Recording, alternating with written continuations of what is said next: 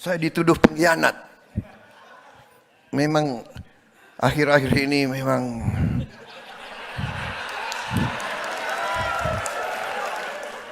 syarat dengan aroma-aroma pengkhianatan. Saudara-saudara, ini harus kita introspeksi. Selama sejarah Indonesia ini Belanda berkuasa karena kita di antara kita, ya kan? Ya kan? Benar nggak?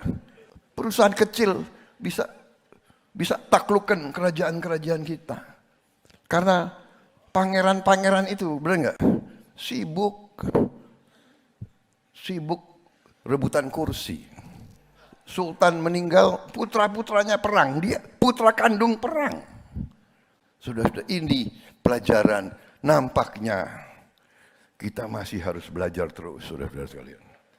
Jadi saya dituduh pengkhianat oleh pengikut saya. Karena saya mau bergabung dengan Pak Jokowi. Akhirnya ya saya harus menjelaskan. Lama-lama mereka faham. Ya. Jadi politik adu domba, politik pembelahan, semakin Indonesia tidak bersatu, semakin kekuatan-kekuatan tertentu di dunia ini senang lihat. Kenapa? Kita terlalu besar, kita terlalu kaya, saudara-saudara sekalian. Pak Prabowo kok sering dibohongi ya, dan sering dikhianati ya. Saya jawab spontan aja, boleh Prabowo dibohongi, boleh Prabowo dikhianati. Yang penting asal jangan Prabowo bohong dan Prabowo berkhianat.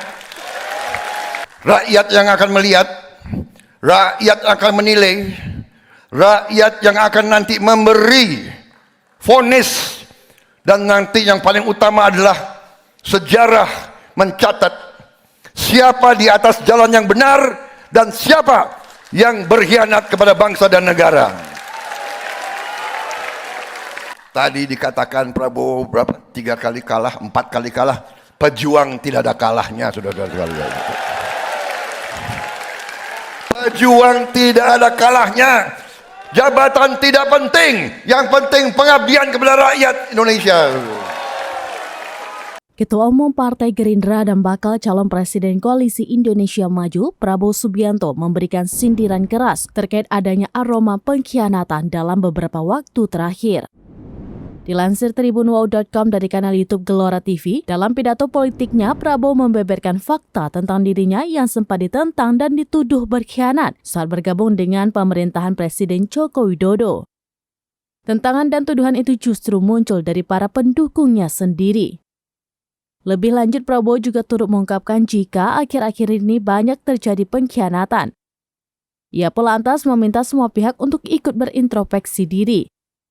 Selain itu, Prabowo juga turut mengingatkan terkait masa penjajahan Belanda yang lama menduduki dan menguasai Indonesia karena adanya pengkhianatan dari bangsa sendiri.